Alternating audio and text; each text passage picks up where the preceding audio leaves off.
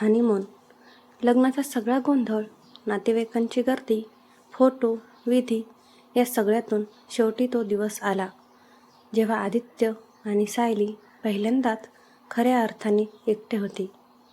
हनीमूनसाठी दोघं मनालीला निघाले होते. सायलीच्या मनात थोडी भीती, थोडा संकोच आणि खूप साऱ्या प्रश्नांची गर्दी होती. तर आदित्य मात्र शांत होता, पण आतून तोही तितकाच उत्सुक होता. प्रवासभर सायली खिडकीतून बाहेर बघत होती. आदित्य तिच्याकडे पाहत हसत होता. इतकी शांत का आहेस? त्याने विचारलं. सायली हलकसं हसली. काही नाही, फक्त सगळं नवीन वाटतंय. आदित्य म्हणाला, नवीन आहे, पण आपण एकत्र आहोत ना, मग सगळं सोपं होईल. त्या एका वाक्याने सायलीच्या चेहऱ्यावर थोडं समाधान दिसलं. मनालीमध्ये पोहोचल्यावर थंडी, बर्फ आणि शांत वातावरण, सगळंच जादुई होतं. हॉटेलची खोली खूप सुंदर होती. बाहेर बर्फ पडत होता आणि आत उबदार वातावरण. सायली खिडकीत उभी राहून ते सगळं पाहत होती. आदित्य तिच्या मागे येऊन उभा राहिला आणि म्हणाला, हा व्ह्यू खूप सुंदर आहे, पण त्यापेक्षा सुंदर तू आहेस. सायली लगेच लाजली आणि नजर खाली केली. रात्र झाली तशी थोडी ऑकवर्ड सायलेन्स पसरली. दोघंही काहीतरी बोलायचा प्रयत्न करत होते, पण शब्द सापडत नव्हते. सायली बेडच्या कोपऱ्यात बसली होती. आदित्य हळूच तिच्याजवळ गेला.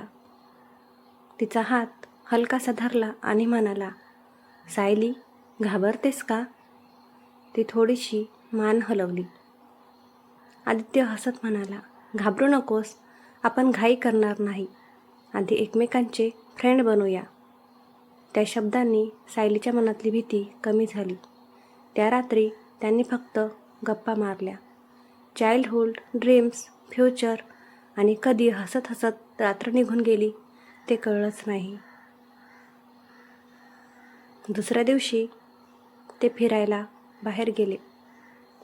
बर्फात चालताना सायली अचानक घसरली आणि आदित्यने तिला पकडलं. दोघं काही क्षण एकमेकांच्या खूप जवळ आले. सायलीच्या चेहऱ्यावर हसू आणि डोळ्यात चमक होती. थोड्या वेळाने तिने मजेत आदित्यवर बर्फ टाकला. अरे, तो हसत म्हणाला, तू तर खूप नॉटी आहेस. दोघंही लहान मुलांसारखे बर्फात खेळत होते. त्या छोट्या क्षणांमध्ये त्यांच्यातलं अंतर हळूहळू कमी होत होतं. संध्याकाळी ते गरम कॉफी घेत बसले होते. सायली आता आधीपेक्षा खूप कम्फर्टेबल वाटत होती. ती स्वतःहून बोलत होती, हसत होती. आदित्य तिला पाहत म्हणाला, तुला असं हसताना पाहायला खूप आवडतं. सायलीने विचारलं, खरंच?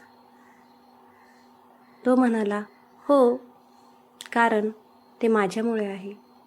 सायली पुन्हा लाजली. रात्री सायली स्वतःहून आदित्यजवळ बसली.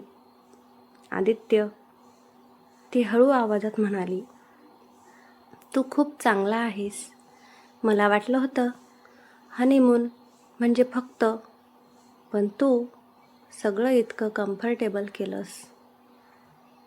आदित्यने तिचा हात हातात घेतला आणि म्हणाला, कारण मला फक्त तुझं हसू महत्त्वाचं आहे.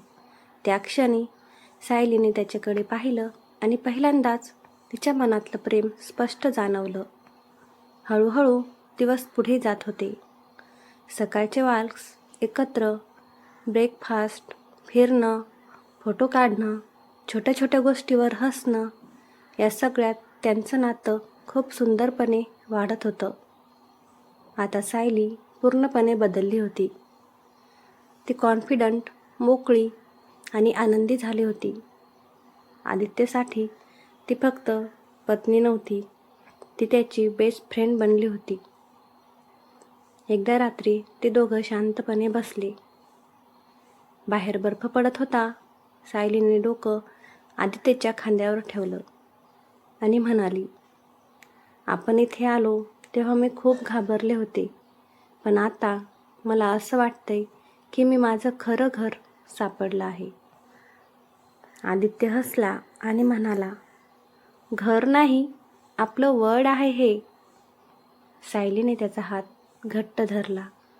शेवटचा दिवस आला तेव्हा दोघांनाही परत जायचं मन नव्हतं.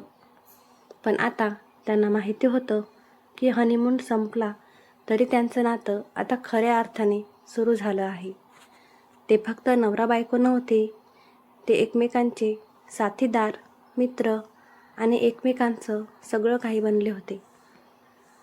आणि त्या थंड मनालीमध्ये सुरू झालेली त्यांची प्रेम कहाणी आयुष्यभरासाठी उबदार राहणार होती. कथा आवडल्यास नक्की कमेंट करा. लाईक, शेअर आणि सबस्क्राईब करा. धन्यवाद.